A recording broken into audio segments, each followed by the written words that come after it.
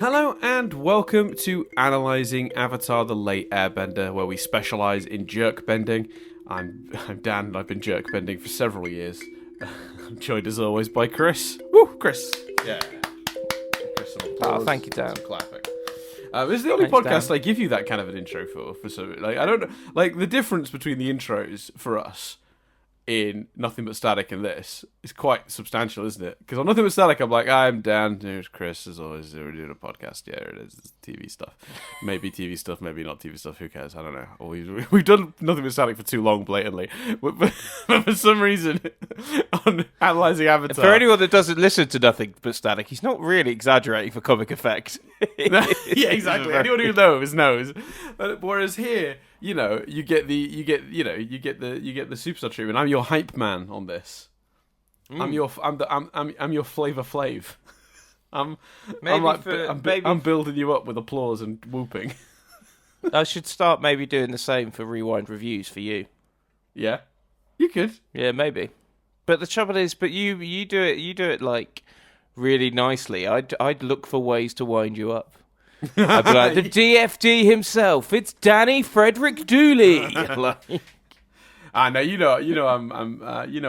sort of settled into the universe's choice of my middle name being created for me. We're not getting into that. That's the whole story. If you want to know more, but Static, or maybe even we won't talk about it on this podcast. Anyway, I think we've talked about it everywhere, and I'll just reiterate again. It's one of my greatest achievements.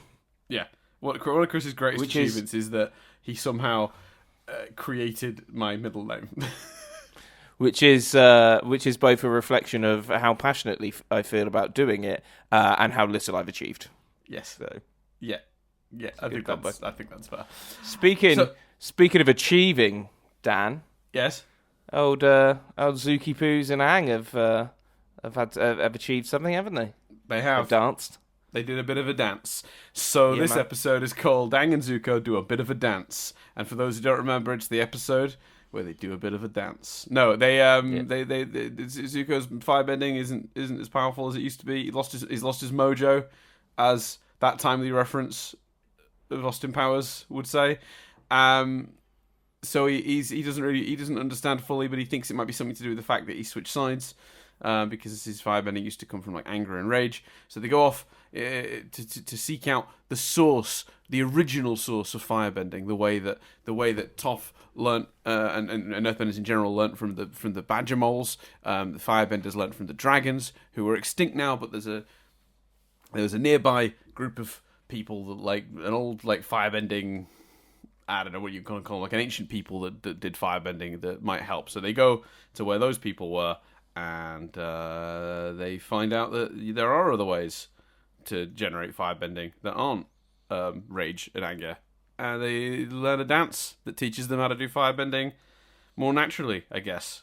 Taking the power of like the sun and energy, and rather than being pissed off at your dad because he's made you go search for the Avatar. Which seems pretty good. Dad Ank's just for rock stars, baby. Not benders. So they learn how to do firebending, and they come back, and it's all japes. Even the ancient tribe, when they find them, are like make cracking jokes in this episode. It's quite fun. So it was a good time. Go on. It was a good time. It was fun. It's one of those episodes, I think, that like there's stuff to talk about, but in the main, no big criticisms, no sort of mind-blowing stuff, although I think at the end, the fire, that was really, really beautifully animated. Yes, it was. It's a good time it's had by all, really. Yeah, and it's one of those episodes, and there's a couple like this, and I can't think of any off the top of my head, so feel free to challenge me, but I don't know if I'll have any other examples of this, but I feel like there's a handful of episodes of this show that I always forget exist, because they're not necessarily like my personal favourites, but they're also not the ones that I'm like, no. Or they're not like the ones that have like major story implications. Although this one kind of does, which is what's funny about this one. I define this episode, and I've used this analogy before, but I define this episode as it's the kind of episode that if you were just watching through Avatar, you'd finish this episode and go, "Oh, that was good. Have I got time for another episode?" Yeah, I do. Cool. I'll put on another episode. Right. But we do this podcast, so we go, "Oh, that was good. I'll I'll find a way to talk about it for 45 minutes, I guess." Yeah, great. Well, the thing with this one though is it's surrounded by some of my favorite episodes. Like, I love this episode. In isolation, you make me watch this and talk about it for 45 minutes. I'm sure I'll find plenty of nice things to say about it, because I do really like this episode. And it's a shame that it's wedged between the episode we had last week where Zuko tries to ingratiate himself with the gang, which is just a favourite of mine for a million reasons, and the Boiling Rock two-parter we're about to get, which is genuinely one of my favourite things this show ever does. You know what I think it is, Dan? Go on. I think there's... Sorry to interrupt you, but I think I've got a thought on that, which lends itself to what you were saying. Yes. I think there's a lot of Aang and Zuko stuff in this, but... Yes. The Aang and Zuko stuff, in a way, from the episode before, is more interesting. And the episode before kind of makes you go, "Oh, we see this thing where there's still tension between them and Zuko's still struggling." And it turns out at this point, actually, I'm not sure how interesting that is, because we've seen a lot of that. We've seen a lot of Zuko wrestling with who he really is and all that stuff. Right. And at this point, you just kind of want to jump to, look, fucking believe him. And he believes it himself, and then let's crack on with the team with Zuko in place. And obviously, there's still the Katara tension, and there's still some nice dynamics in terms of how they all interact with each other. You know, from the Sokka jerk bending stuff to Toph being like, "I didn't take your stuff." Like, there's still some of that, but fundamentally, this episode gets us to the point where I think we want to get to, which is, right, they're working together, we're seeing them bend together, that's wicked, that's great, cool, and I think you kind of, the reason you kind of go, "Oh, why am I not coming on it being like, oh, fucking hell," like we were last week, is because the stuff with them bantering is good, the stuff, where they get caught in the sludge and stuff is good, but, by the end of the episode... You're like, great, they're exactly where I want them to be. Let's crack on. Right. Yeah, I think there's a truth to that. I think that it is about... This episode is kind of doing the inevitable, I guess. And they're getting that out of the way sort of quickly and cleanly in a really fun episode. Because getting Aang... It seems to me that the structure of the way they've done Aang learning elements in this show is really, really emphasize him starting. And then you just assume training is happening around the other adventures. Because the reality is, do we want a show where every week it's Aang like, "Oh, I can't do this new firebending form"? No. It would stunt the story. It would stop everything from moving forward. So what they've seemed to have settled on, and this happened both for waterbending and earthbending, is an episode dedicated to Aang's initial efforts, maybe a supporting episode later, and then he just kind of knows it and is getting better at it. That sound fair? Yeah, and I don't know how I feel about that, to be fair, because that is kind of the premise of the show, right? Yeah, I think I've said before, like, I wouldn't mind seeing a bit more bending and a bit more stories dedicated to that instead of these sort of kind of quick fixes in a way.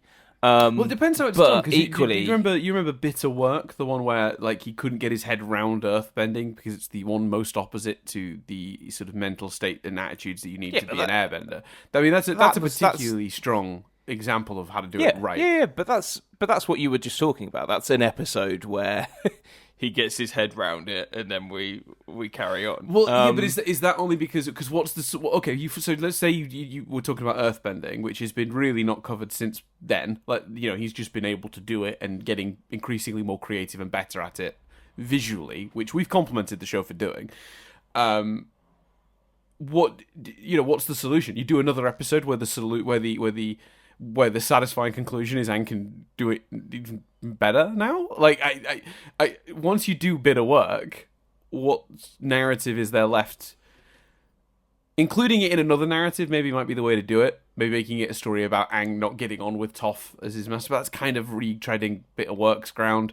Or an episode where at the end of it he feels like he's suddenly figured something out about earthbending. Again, we've covered that in Bitter Work. That's the problem, is like what more stories are there to tell specifically around that where it wouldn't feel like a superfluous thing you've attached to another story? Yeah. I see what you're saying. And I think that's how they've got away with it, and that's how actually, the show is about the characters' relationships with each other, and the Fire Nation versus the rest of the world and stuff like that. So I think they've made the right call for those reasons and all the reasons you've just said. It's one of those things where in my head I want, lessons, but then if I got an episode devoted to lessons, I'd be like, well, that was a bit dull, wasn't it? So or an episode about something else where they waste 5 minutes of the episode's runtime, including lesson stuff, so we know he's still training, which I think would be beneficial in some ways to the overall stuff, but it doesn't really evolve Aang as a character or give us anything we don't already know is happening sort of in the background. No, it's like I'll find a way to do the double, take 2 shots. Doctor Who, I'd love to actually have an episode where someone just wanders around the TARDIS and we just see it, not journey into the centre of TARDIS, I don't really count that. They did some weird stuff. I guess that just wasn't what I had in my head for the TARDIS. But you know what I mean? But actually, if we got that episode, it'd be fucking dull. People wouldn't like it. They'd be like, well, what was the point of that? Right. And, with Harry Potter, I think we all want to know a bit more about the logistics of the world. Do they have set times where they have to wash? Like, what's the situation? Like, I don't know why I chose that specifically, but you know what I mean? Like, what are the rules? Well, my question was always, does Hogwarts require tuition? And if so, that makes it like a private school and makes it quite hoity-toity. Is there a public school version of Hogwarts? That was always my question. Does the Ministry of Magic also run like an underfunded... version of the school where they send all the poor kids? And does it require tuition? Where they don't get trained properly and then are expected to pull themselves up by their bootstraps and make something of themselves, even though they have no advantages. Does it require tuition then? I don't remember it requiring tuition. Oh no, there is a line, isn't there, where it's something like that's paid for or something, maybe.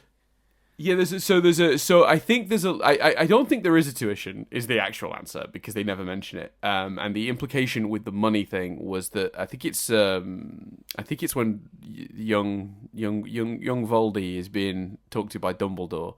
He's like, I can't afford a school. He's like, well, there's a small bursary for young children to do, your sort of underprivileged background to buy books and equipment, not specifically for tuition. I think he specifically is talking about buying a wand and a cauldron and all that stuff. I do wonder, Chris, do you think people think we're doing it on purpose now? The Harry Potter Doctor Who thing? Because I've never ever intentionally done it. I did it. I did do it intentionally then, but I had a good point. I had a relevant point. Like, yes, it was genuinely linked. Yeah.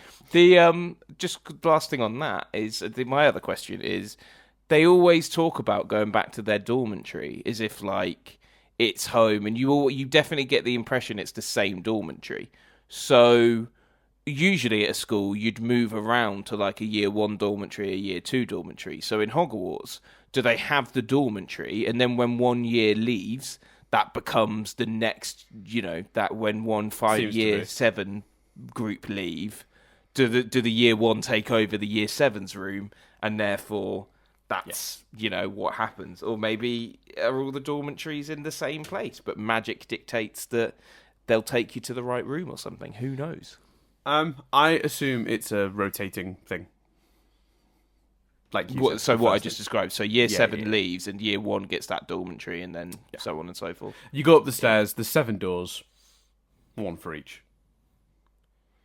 Yeah, and it just which one? Your one is your one for your entire time at Hogwarts, or they're all just identical, and it doesn't. And every year you are moved into a different one. But that seems like faff. Yeah, it does. So. But I see what you mean, though. You're right. But your point is, the logistics of the world are interesting to discuss, but probably not conducive to good storytelling. And the reality is, as much as I would enjoy seeing Aang and Zuko doing a training day, doing an episode where Aang has training with Katara in the morning, training with Zuko in the afternoon, and training with Toph at night, and he's just exhausted and sick of it, it would be a fun episode, for sure. But it wouldn't give me anything that would meaningfully advance any of the stories or character arcs, I don't think. Yeah. Yeah. You know, It's the kind of thing that nowadays you'd get in a game. Right. Yeah, maybe. Yeah, exactly. Yeah, like so. I don't know. Series of online shorts. Sure. It is funny though, because there was a part of me that sometimes I think when I first watched this episode that wondered, is it a problem that they sort of say that Zuko is also back to square one learning firebending a bit in this? Because obviously his firebending that he used to do is kind of done. Like, he can't do it anymore the way he used to do it, because that anger and that rage that fueled him isn't there anymore. But then a part of me thinks, actually, when you tie it back to what Aang said the previous week about feeling like Zuko is exactly the right person to teach him firebending, remembering that Aang's aversion to firebending and his sort of monk ways, the idea of doing something based in rage and anger would not suit Aang at all, personality-wise.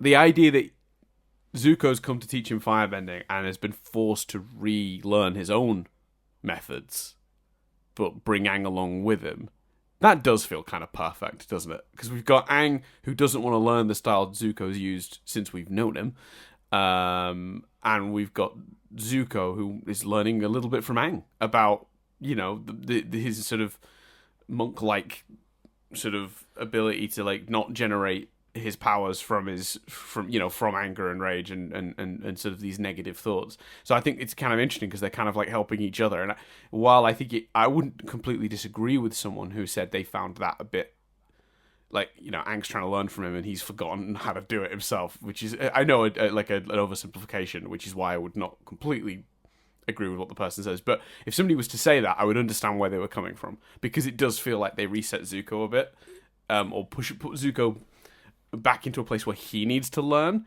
and if someone's still learning, should they be the teacher, sort of thing. I would understand that criticism, but I think they justify it really well here, because of that line from the previous week. Yeah, and I think they do enough to indicate that this is such a completely different power, that it's almost like the source is different, but the techniques, do you know what I mean? The what you can bend into, that kind of stuff is similar. I got a question, Dan. So, like, part of one of the other things I love about this is there's an indication that, you know, we know Iroh was there, so maybe Iroh learnt from them a bit as well, and maybe one of the reasons Iroh is so powerful is because he firebends in this way, and that's why he's so kick-ass about it. And then I'm thinking, hold on, at the end, do Aang and Zuko produce that fire out of nothing? And then I'm thinking, is that why Iroh produces fire out of nothing in the M. Night Shyamalan movie? No, because firebenders can always produce fire out of nothing in the show, Chris. Right, okay. That was a rule invented in the show, in the movie, and then subverted at the end, I assume, because he forgot the rules he established. Right. In the show, firebenders can produce fire out of nothing. Well, that's what I thought, but then I'm just remembering that it's so played to be a kick-ass movie in the moment in the movie that I was getting confused. Yeah, but it might have been intentional, and this might have been his goal. Maybe he was thinking ahead and thinking, oh, that'll be the reveal, that he can do it. Maybe that was the plan, and it wasn't an inconsistency, but a just deliberate choice. But either way, it's bullshit. And if anyone thinks, here's the thing, though, and I said this at the time, I understood the reason he wanted to do that, because I could see a person who like looks at Avatar and goes, "Well, wait a minute, the waterbenders have to draw water from somewhere. So what's going on with these firebenders? Where are they getting fire from? How are they doing that if the waterbenders need water?"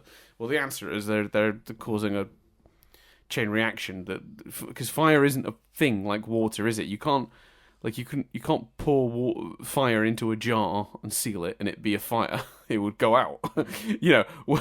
Water is a physical item that they're manipulating, whereas fire is a thing that's created when a certain chemical reaction happens. So they're causing that reaction to happen. I guess maybe they're providing the spark. Unclear. But either way, now I've just had the thought of firebenders producing gases through their Well, I mean, the trouble is, if you go too far down that road, you end up on but technically they could draw moisture from the air, which could then be turned into water in the way that rain is.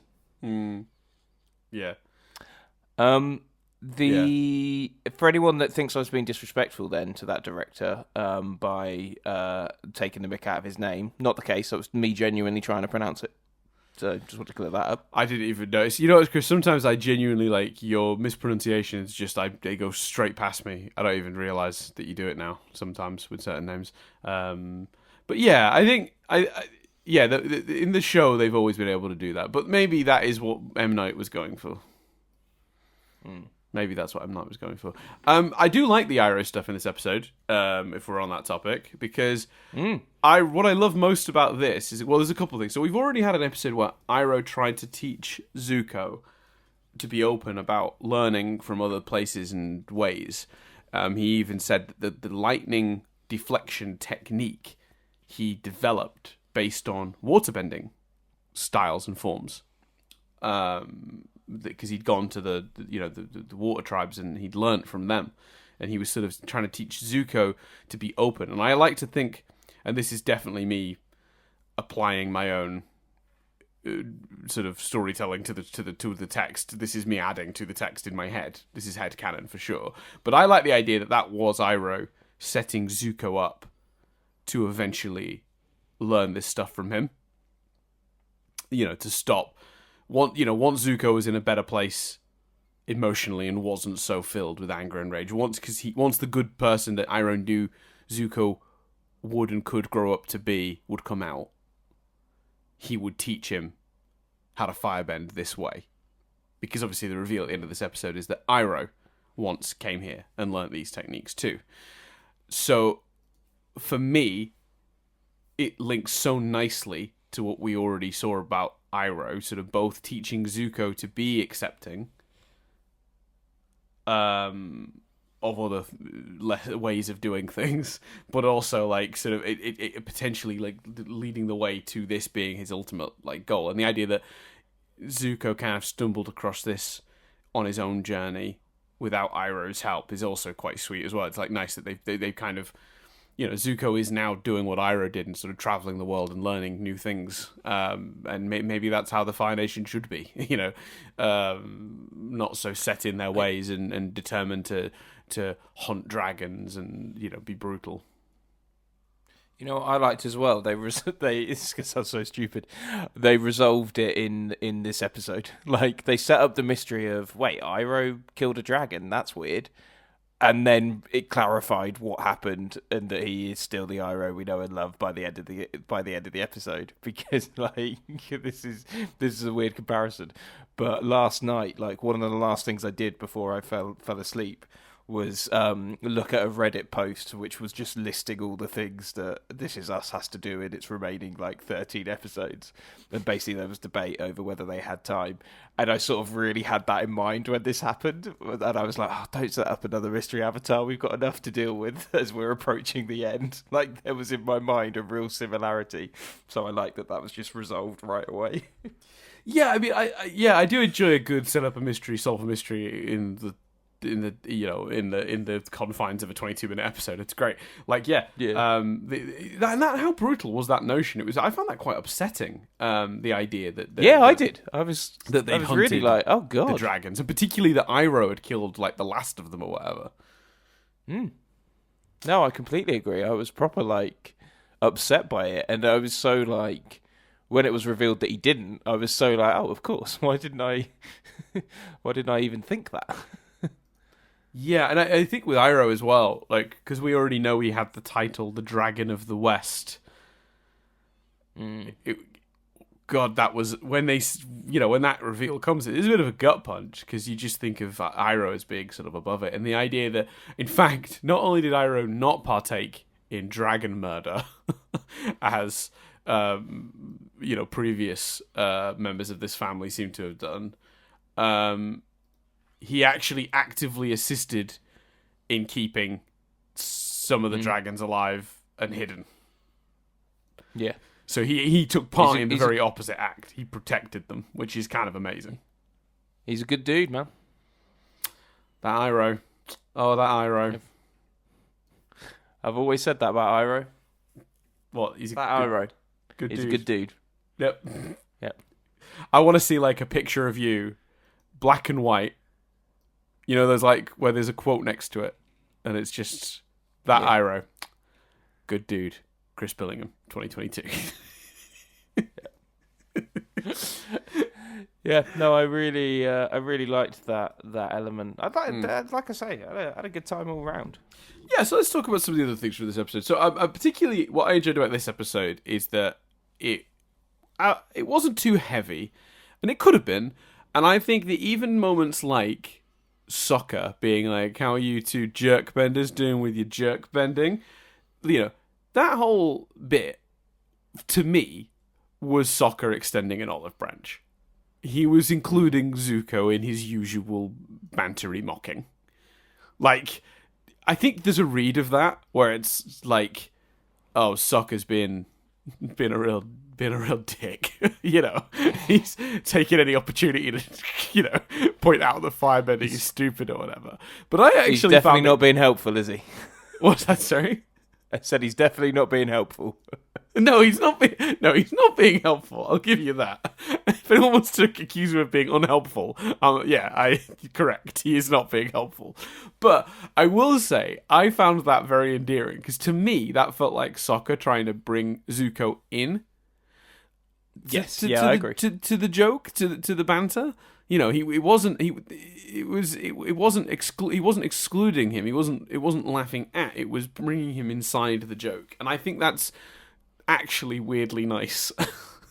I quite liked it. Yeah, no, I agree. Well, same with Toph.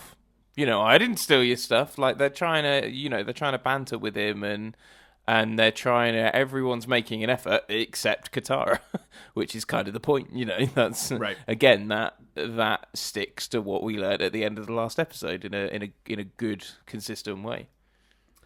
Yeah, I think that's. Because it's amazing what they're able to achieve in such a short space of time. Because in reality, like, most of this episode takes place with the Sun Warriors, right, in their like old temple.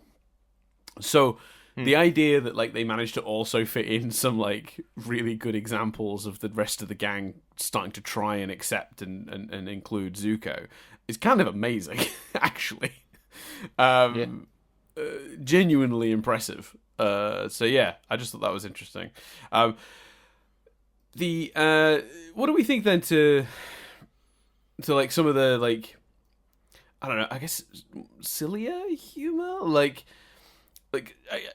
this episode has some weird things where like they make jokes that you just like in inappropriate times on purpose, that like I could argue somebody might find out of place. Like, there's the gag at the end where the Sun Warriors are like, "And now you know our secrets, we'll have to kill you." He's like, just kidding, ha ha ha. And I just remember being like, wow, you've made 0 jokes thus far in this episode.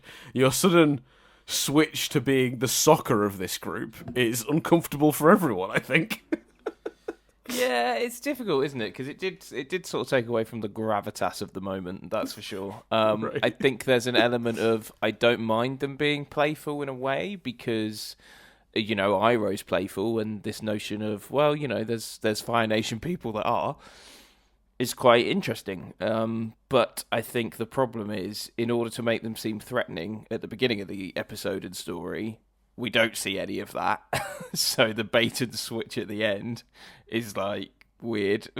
Maybe it could be undone where if the dragons go away, they all kind of go, whew, like they let their hair down because they don't have to, you know, watch these 2 people get killed, and you just don't do the joke about the dude who's almost quite excited by that prospect.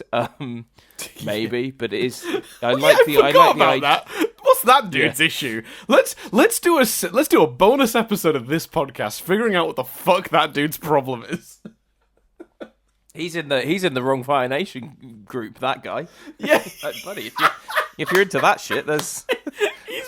He's a new recruit. They picked him up from the Fire Nation, and he's still learning. The main chief guy's like, "That's Dave. We're stuck with him for now." Dave's like, "Yeah, kill him," and he's like, "Dave, that's not the way." He's like, "I'm sorry." and he somehow managed to like fake the dragon test bit. Yeah. He managed to make like an optical illusion that made it look like the dragons didn't eat him on sight, but really. Yeah.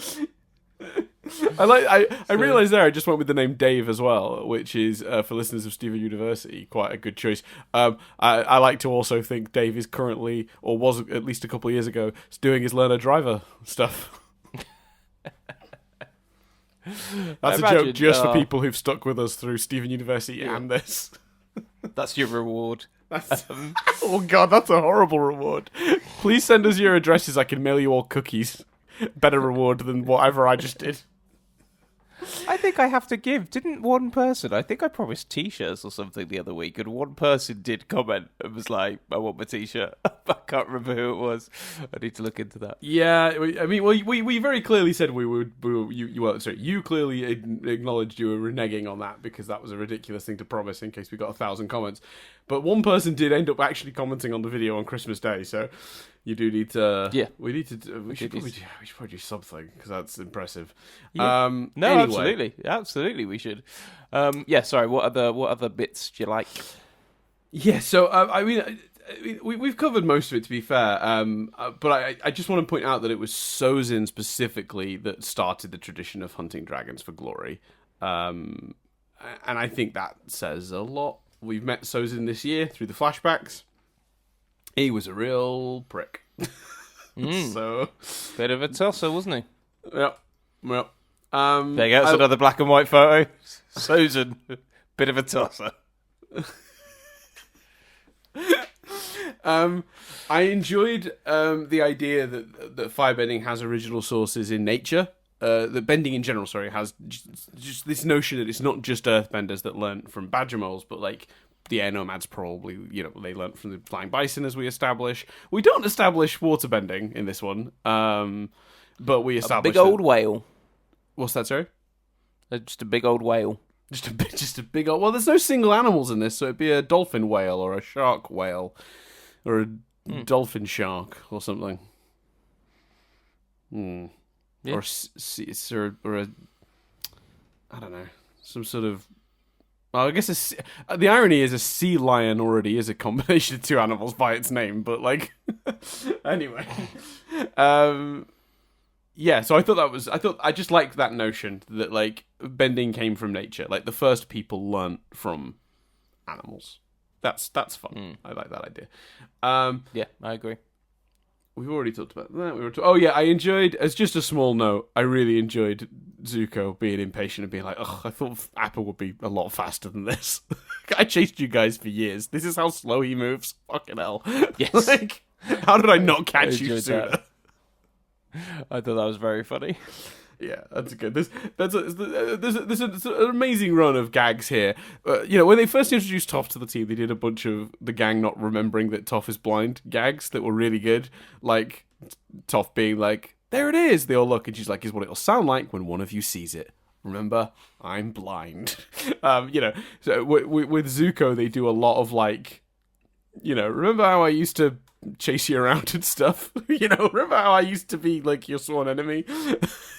Gags that are I'm all fine very with that good. though. I hope that continues. Yeah.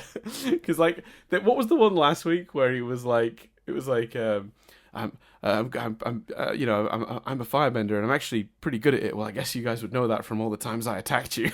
They're pretty good at that. Another. Oh god, sorry. Were you gonna add something? No, I literally was just like, yeah. Yeah, okay. So the other line that I picked out, because it's just so good, was, Zuko, I don't care what anyone says about you. You're pretty smart. The animation. The animation on Zuko's face reacting to that was brilliant. Exactly. That was very line done. is good on its own, but it is absolutely knocked out of the park when he goes into a little, "Oh, thank you," smile, and then he actually takes in what Aang has just essentially implied, and then his face falls. It's so good. It's very good. I also liked how humble Zuko was when he first got to the Sun Warriors, and he literally says, "I know my people have distorted the ways of firebending to be fueled by anger and rage." I thought that was very cool. We've already talked about how amazing the visuals of this episode are, but let me tell you, just to repeat this, if you don't remember it, This visual, stunning. Like, particularly the stuff with the dragons at the end and the multicolored fire is just one of the best visuals the show maybe ever does. It's up there. It's very good. Yeah, no, it's brilliant. I spent most of the episode wondering if anger and rage isn't the way, how are they going to possibly, like, what's the explanation for what you replace that with? Now, the episode's a bit vague on that, Chris. This is my last sort of big point, and then we can sort of move on to trivia if you'd like, if you've nothing else to add. But my last big point is, I would say, as a, I guess, small criticism, they don't sufficiently replace anger and rage as a source. The way they cover it is, I think it's Aang that says something to the effect of, all this time I thought firebending was destruction, but now I know what it really is. It's energy and life. Okay, sure. But if before there was an emotion evoking the firebending, what's evoking the firebending now? Just an understanding that it's about energy? Do you need to be calm to do this new kind of firebending? Do you just need to do the dance? Is it just physically remember these moves? No. If we get a big old battle between Fire Lord and Zuko and he starts busting out some moves, that'd be weird. I like the idea that he's going to put a sideways cap on and put down like a mat and start like breakdancing with a boombox. Yeah, exactly. I think it's the understanding, but they also talk about they talk a lot about this kind of understanding of the creation of life. You know what I mean? Right. Like fire creates as well as destroys. Yeah, I'm not sold on my own criticism, but Maybe I just like there's a part of me there's a part of me that just kind of wondered, like, it's not particularly clear what Zuko's replaced the anger and rage with. Is that a fair criticism, or am I just misreading the episode? I think he's replaced it with that understanding. He's replaced it with his new appreciation of what fire is, what fire can do. And what he needs to be fueled by. Although it is funny because it isn't very clean, because he literally says, God, maybe I should get it up, but it's literally like, I was fueled by my rage and you know, for you, and that was wrong. And then he's like, now I'm fueled with my rage on my father. Like, still kind of sounds like rage, this big hunt down your dad thing you got going on. Still sounds fairly rageful and vengeful, doesn't it? Yeah, it does. You're exactly right.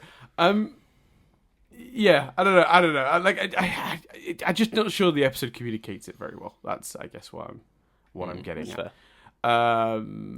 Because I can't really. Usually on this podcast, you'll sort of say like, "Was that clear? You'll because obviously you're experiencing it for the first time, so you'll sometimes ask, "Is this something that's clearer on a second viewing?"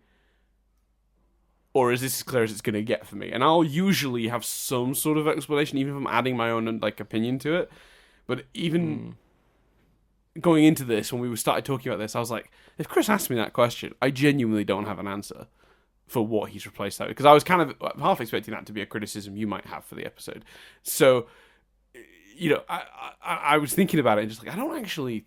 So I guess the solution, or not the solution, but the conclusion we're coming to here is just that element of the episode isn't particularly well handled, clarity-wise. Yeah, I guess so. Because neither of us can really accurately explain it. I tell you what, little challenge down in the comments below. If you understand what exactly they've replaced the fire, the anger and rage with, and I understand. I've read the quote that Aang says that he now understands fire better. It's about life and energy, but physically, when they're fire bending, if before it was dependent on an emotional state, what's in place of that now? Nothing? Is it just about being calm and understanding physically where firebending comes from? Is that it? Maybe that's it. Which is where I'd land if I had to pick a thoughts in the comments. Pitch in the ground. I'm curious what other people think. Yeah. Also, the beach episode has finally gone up this week, Chris, and it's only up on the Patreon right now. As we're recording this, which I guess dates this, but it's not out publicly yet, and we've already had some reaction, Chris. It's quite a fan favorite episode. And So I did see on the Discord, I think the main crux was the comment section's going to be spicy. So look forward to that. I'm looking forward to that going out. But yeah, I suspect we're going to get that. With that said, are you happy to move into the trivia, Chris? Are we excited for the trivia? Where are we? I am. Where are we at? Yeah, Are we good to go? Yeah, were you going to say someone put a bit more context behind the costumes, or did you not get their permission to tell that? No, I was going to talk about that, but then I backed out because I realised we can do it after I've done the trivia for the episode we're discussing, because that's about. I've realised I took us off to a discussion about the beach. I can say it now since we're here. I think we're here, so yeah. We were given some extra information. Now, we weren't able to source, and I definitely looked. I absolutely looked, but could not find it. Basically, there was a podcast that the creators were on. I think they were referred to as Break in the comment we received, which is from Justin McJaybird. Where basically he said that it was like a podcast or some public interview where the creators of the show basically explained, and this is just context for the beach conversation that we had twice, and I can't believe we're talking about this for a third time. But here you go. We have the answer now. Apparently, if we talk about it for a fourth time, Dan, I'm sending you the photos. I'm sending you the fan art. No, this is the end of it. I want it done here and now. So, please, basically, I wish I hadn't ever questioned the trivia, is basically what we're getting at. For those who don't know, just very quickly context, we there was a piece of trivia that said that the swimsuits in the beach episode were toned down, and we were asking the question, did Nick genuinely make the creators of the show tone that down because they went too far, or was it Nick being oversensitive and they were fine? Who knows? But we didn't want to Google it because we knew what that would lead to in terms of fan art, so we left that open and we're like, we'll never know the answer to this. We've had a comment, the basis is that they've publicly explained since that they intentionally made the outfits too far because they wanted them to be what we got, but they worried Nick would object to what we got. So instead, they went further so that they could pull back to a certain point. Which makes sense. Makes perfect sense. And I know that the guys from South Park have talked about doing that in the past, where basically if they want to get a joke they're worried will hit standards and practices, or whatever that their version of that, like whatever they're called in the US. If they've got a version of a joke that they want to get, they'll make it 10 times worse intentionally so that the standards and practices people get a win. And then they'll just pull it back to where they were going to have it pitched at anyway. That's quite a common Which makes sense. So yeah, so there you go. That's the mystery solved. No more mention of it. I'm done. But for this episode, let's triv it up. Creepy and weird. I'm gonna give you some trivia. Yeah, you keep mentioning it, Dan. You keep bringing I'm it just up. I'm just bitterly disappointed that I've let it be a thing we've talked about 3 times. That's all. Anyway, let's do the trivia. This episode was part of an event called Countdown to the Comet, as we mentioned last week. New episodes of Avatar began airing on July the 14th, including the Western Air Temple, last week's episode, this one, and the 2-parter we're about to cover, and an extra 5th episode, which I won't mention now. We'll get to that when we get to it. So yeah, that's just repeating the trivia from last week, I guess, but it is still relevant to this episode. It's occurred to me that trivia is probably going to be a part of the next 3 episodes as well, and I won't read it on those because that would be pointless. Usually you only repeat trivia when there's bikinis involved. So it's weird to me that there isn't, and you are.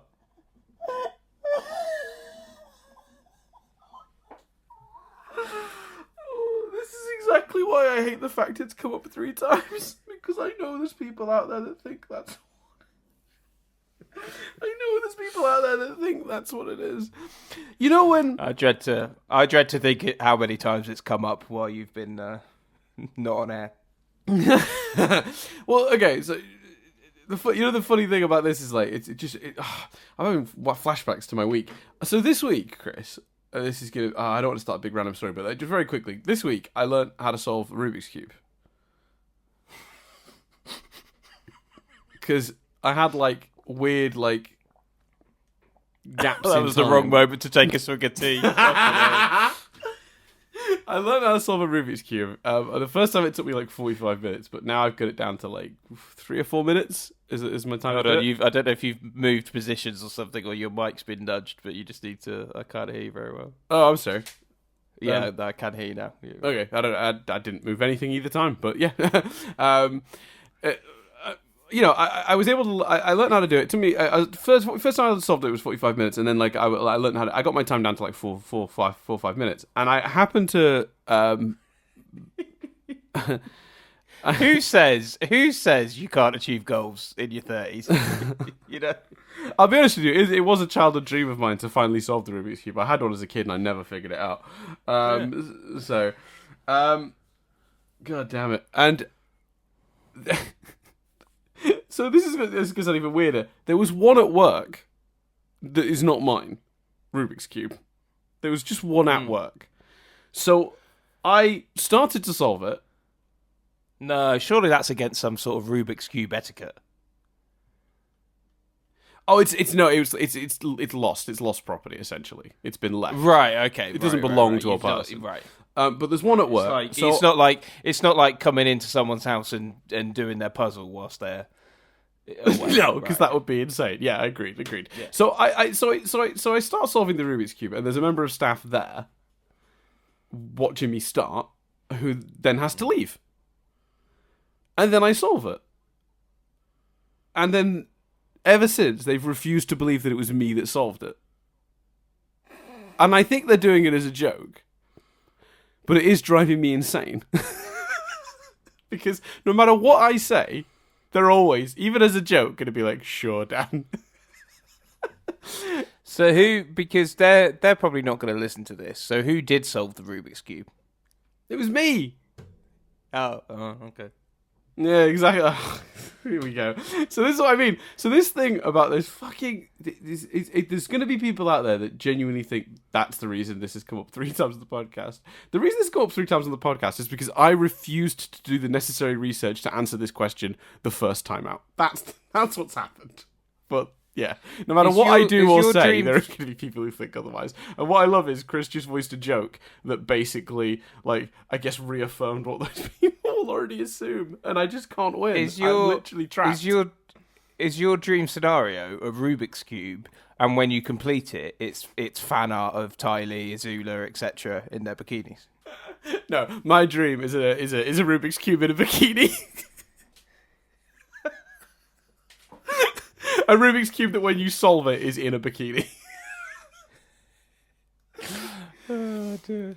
Dear Lord. Right, moving on. Do you know why I did that? I went to, this probably isn't the story to tell on the podcast, but I went to buy some lingerie and it was accidentally a swimsuit. How'd you manage that? Just from the pictures looked quite lingerie-like, so bought it as a Christmas present, wrapped it up. It was unwrapped and she was like, "This is a swimsuit." I was like, "Oh, my bad." Yeah, that happened. Is it been sent back? Is it being used as a swimsuit? Is it being worn as lingerie? Like, explain yourself. No, you know what I'm like. I've never sent anything back. I'm useless at sending stuff back. I got a pair of jeans once that were literally double the size of me and just assumed one day I'd put on enough weight to wear them.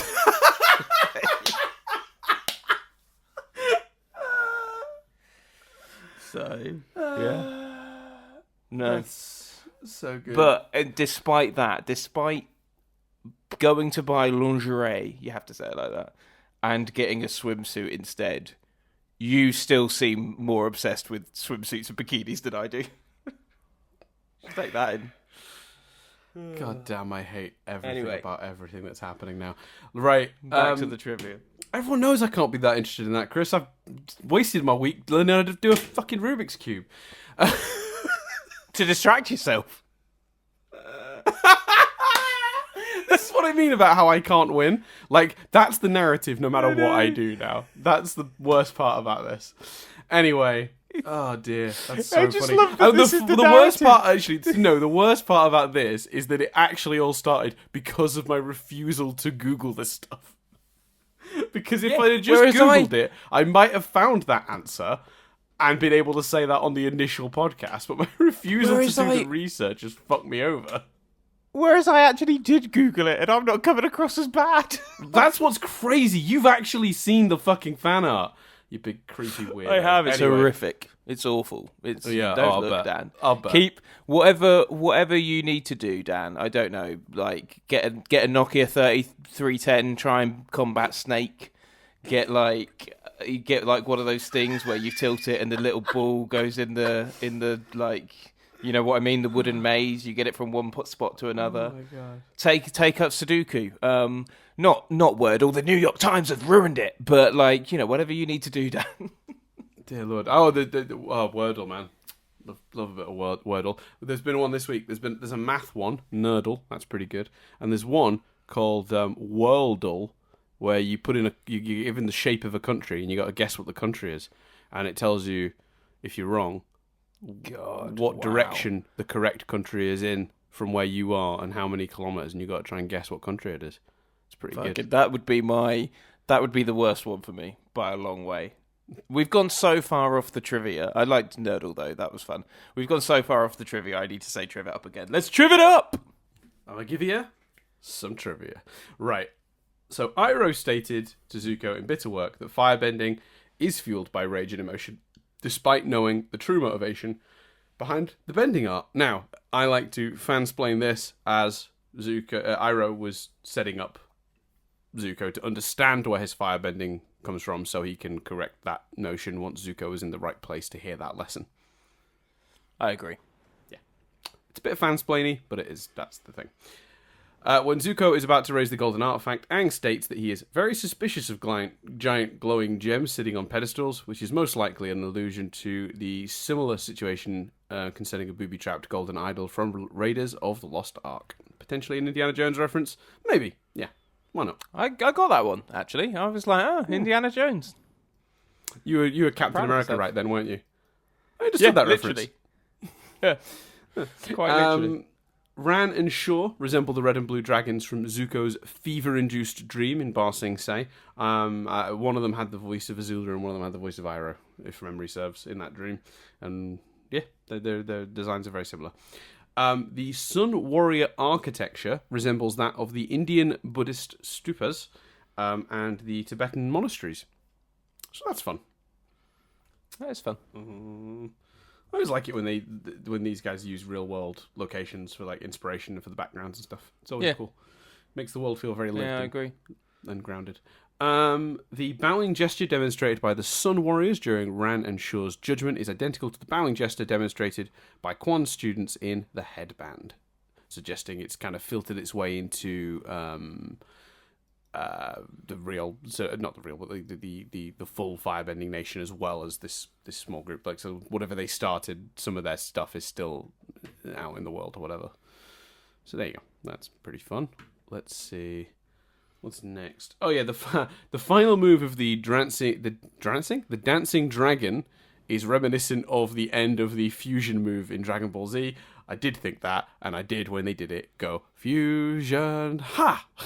Even though that's not what this is. I was the opposite of Captain America in that moment. I was like, I haven't got a fucking clue what this reference is. No. Nope. You were so lost that you're not even sure if there's a podcast happening anymore. You've just like backed out so far. You've probably just stopped recording, just given up altogether on everything. You're just like, I don't know what this is anymore. It's in very poor taste to point out when you've been clever, but the fact that I said I was the exact opposite of Captain America, and then in what I said swore, I think was a little bit clever, because Captain America, of course, doesn't swear. So, points to Chris. If I had one of those things at parties that you blow that go, I'd use that now. That's fair enough. I'm just letting it hang. I'm not even gonna I'm not even going to tap it off with a joke. I was trying to think of like, oh, but you wouldn't buy that unless you were trying to distract yourself from bikinis, but it didn't work. I couldn't make it work, so instead decided to linger in this sort of awkwardness instead. This is the noise I was talking about. Wait, here it is. Oh, it's this one. That was so much louder than I expected it to be. Yeah, there you go. That's the noise that I was referring to. And now I've got it queued up for next time. No, I'm kidding. I've already closed it. The entire dancing dragon form bears a striking resemblance to a real-life Long Ying Mu Kui, a traditional southern dragon kung fu style. I hope I pronounced that right, and if I didn't, I'm very sorry to whoever I may have offended. Eternal flames are a common idea with many ancient religions, in particular Hebrew. The Hebrew Bible commands that the altar flame must never go out. The sun warriors from this episode also seem to have a shofar, which is a musical horn made from a ram's head that is used to announce the beginning of religious ceremonies. And then, after all that stuff about, temples and religions, the final piece of trivia: this is the only episode of the franchise to first air on a Tuesday.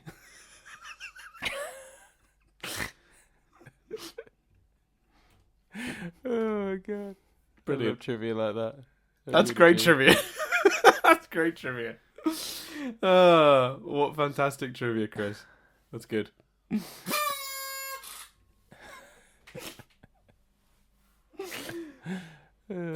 Dear. Right, so that's everything. Yeah, you had a good time, Dan?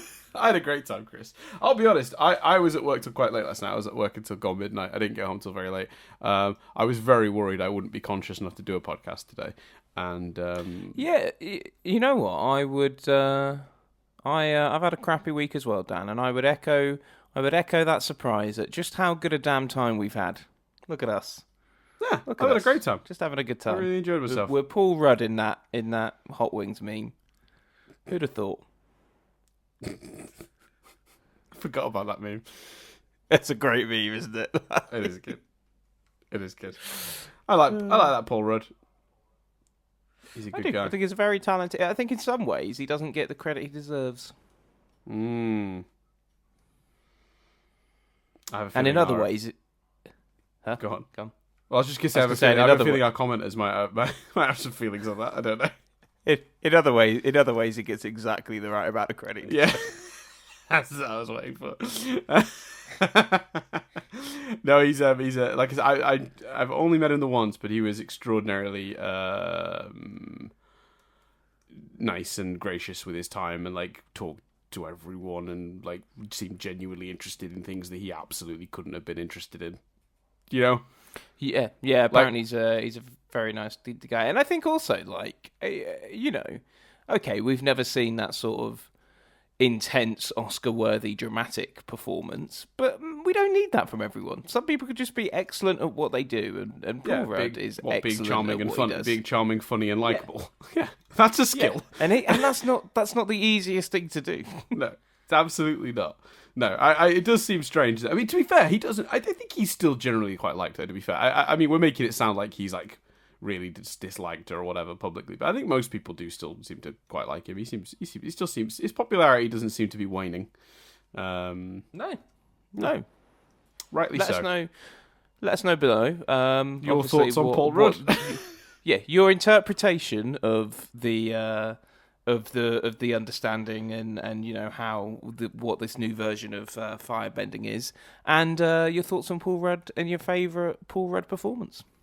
Oh yeah, good one. Clueless. I think Dan and I are big fans of The Fundamentals of Caring. It's a great film. Check it out on Netflix if you've not seen it. Mm-hmm. Yeah, I did say Clueless first, but you're right. That is the answer. Yeah, so that's a great movie.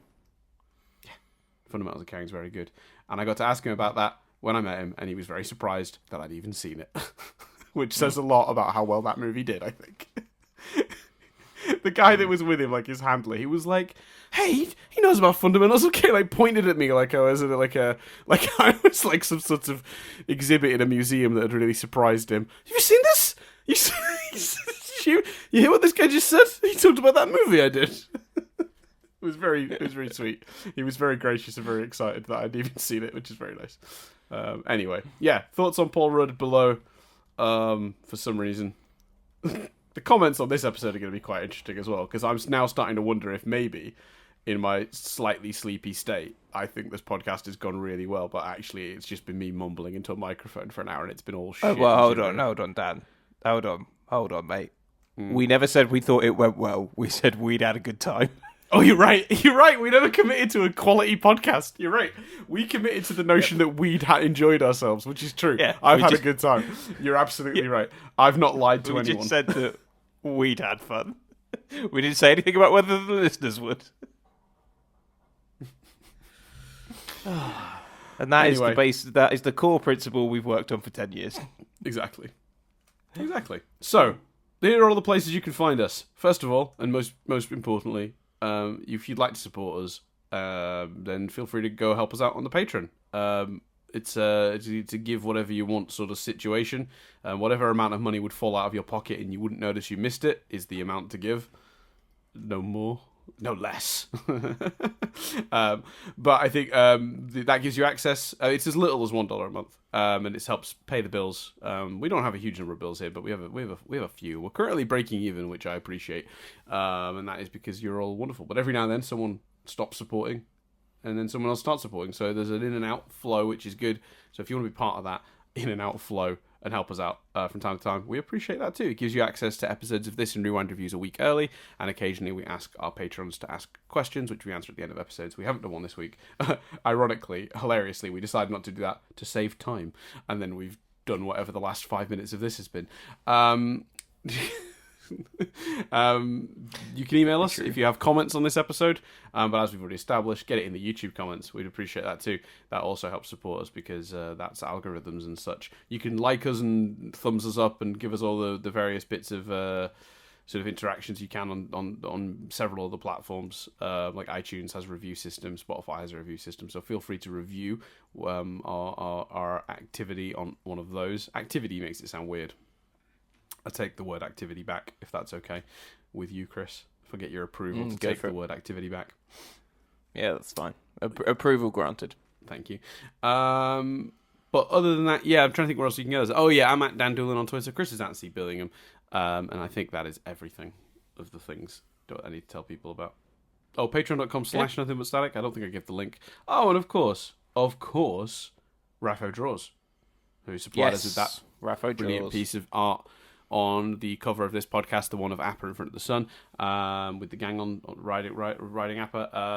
Instagram.com/Raphodraws, launchlinks.io/u/Raphodraws, and there's a Tumblr and a Twitter and a YouTube and all the places in which you can find and support the wonderful art of Rapho, who has very kindly let us use that piece.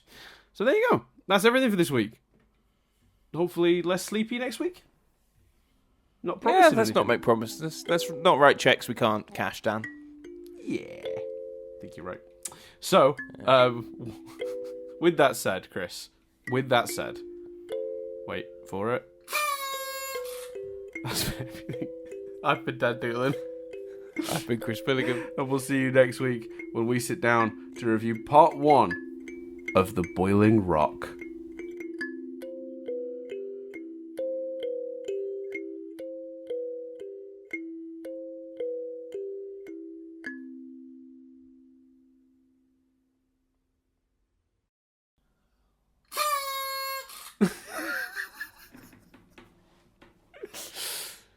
There we go. Nice. Very good. Yeah.